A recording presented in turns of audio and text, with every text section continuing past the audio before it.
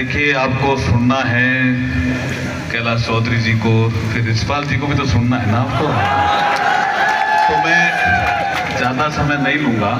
अभी परवेश वर्मा जी ने बोला, अच्छा दिलीप सिंह जी राणा साहब भी तो बोलेंगे, द ग्रेट खली। आत्माराम जी, अब सबका नाम तो ले ही सकता हूँ, सब बैठे हैं, प्रियंका जी और मारत बीकानेर रवि किशन चौधरी कई जना उड़ा है, तेजाराम जी भी उड़ा है। हाँ, इन्हें बैठा सामा। सबको प्रणाम करते हुए, मेरा एक गीत बहुत फेमस हुआ था मेरे चुनाव में, उस गीत को मैं यहाँ भी गाना चाहता हूँ। उसको कर दें क्या, गा दें क्या? वो सुपर हिट रहा था, उसी में मेरा भाव आ जाएगा। उसमें है कि मोदी फिर आसी। हाँ, लेकिन साथ में गाना पड़ेगा। गाओगे क्या? फिर आसी रे मोदी, फिर आसी, फिर आसी रे मोदी, फिर आसी। ओ तो 400 सितारे पार मोदी फिर आसी। ओ तो 400 सितारे पार मोदी फिर आसी। ठीक लगा क्या आपको? तो वो पूछ रहा है कि क्यों आएंगे मोदी जी, तो इसमें कवि बोल रहा है, क्या बोल रहा है? धारा 370 था तो चुटकी में हटा ली, धारा 370 था तो चुटकी में हटा ली। भारत खानी देखा माने धूल था चटा दी, भारत खानी देखा माने धूल था चटा दी।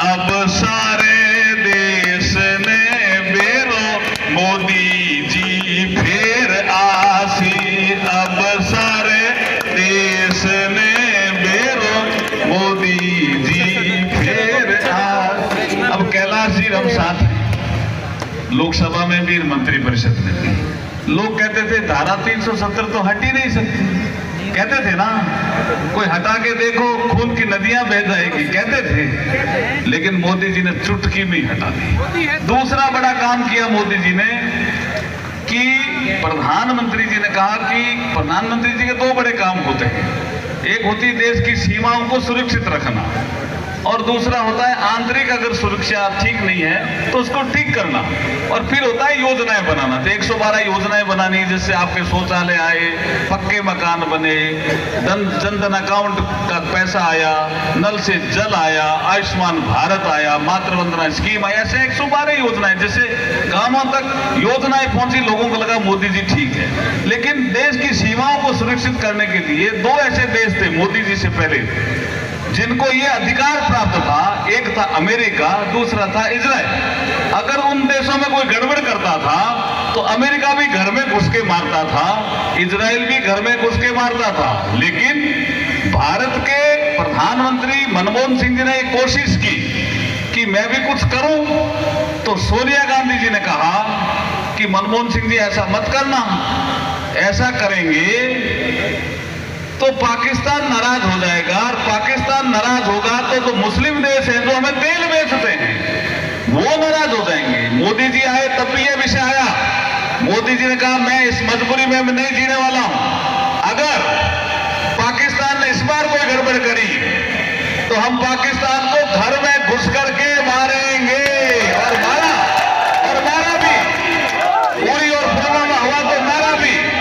लेकिन मोदी जी यहां नहीं रुके।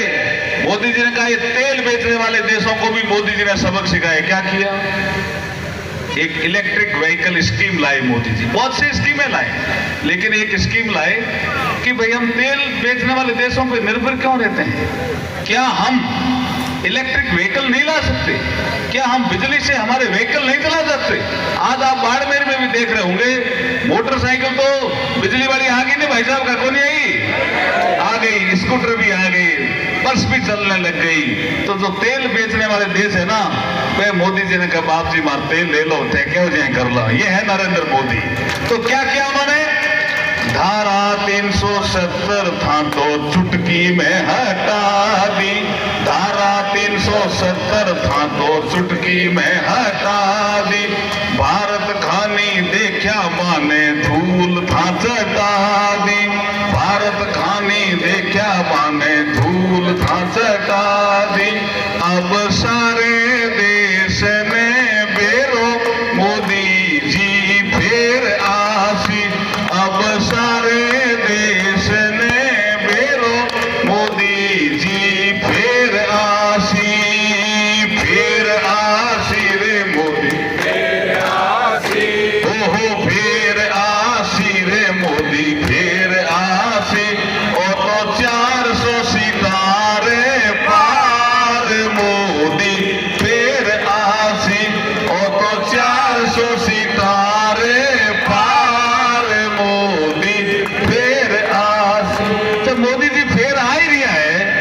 तो भाई बाड़मेर का एमपी बीजेपी का होगा तब ज्यादा फायदा होगा ना, यही तो परवेश वर्मा जी कह रहे थे।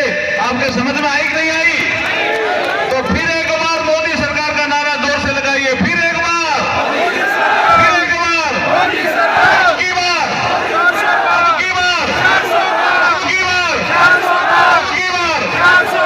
तो जब 4 जून को रिजल्ट आए तो 400 पार की चमक में एक चमक बाड़मेर की भी हो बीजेपी की, यही निवेदन करके मैं आपके बीच में आया हूं। बोलिए भारत माता की।